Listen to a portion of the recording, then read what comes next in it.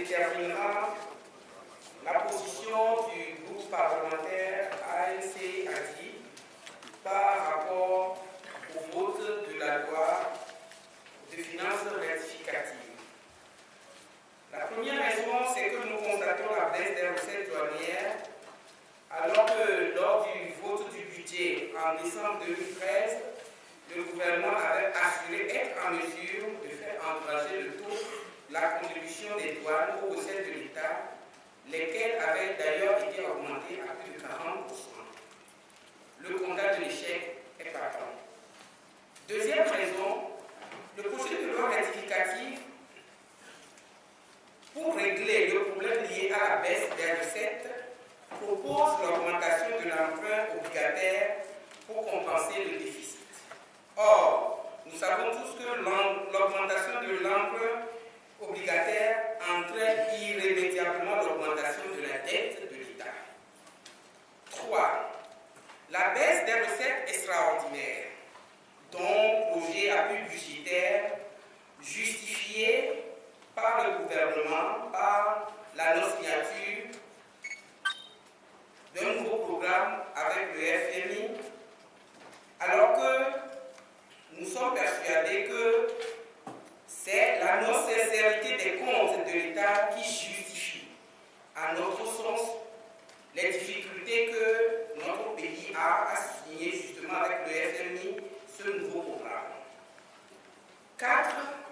L'opérationnalisation de l'OTR ne semble pas répondre aux attentes ou à l'espoir attendu, puisque les recettes n'ont pas atteint leur objectif, notamment celle douanière, et de plus, on assiste à la création de plusieurs conflits sociaux et autres démotivations du personnel, notamment les grèves.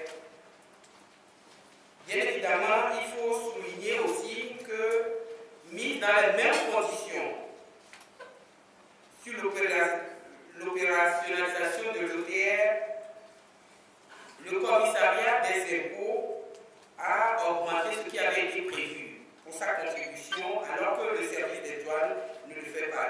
Une situation que nous ne comprenons pas. 5e raison, la justification de la baisse des recettes douanières par l'augmentation de la contrebande des produits pétroliers ne semble pas du tout nous convaincre, puisque selon le tableau qui avait été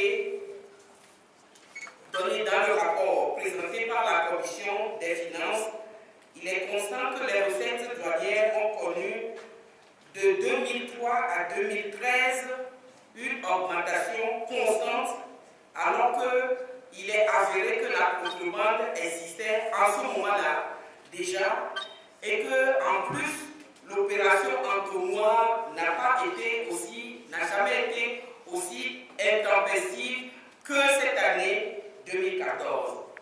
Alors nous ne comprenons pas non plus pourquoi la justification de la baisse des recettes douanières peut se faire seulement par rapport à cette contrebande des produits pétroliers. Pour ces 5 raisons, Monsieur le Président, vous conviendrez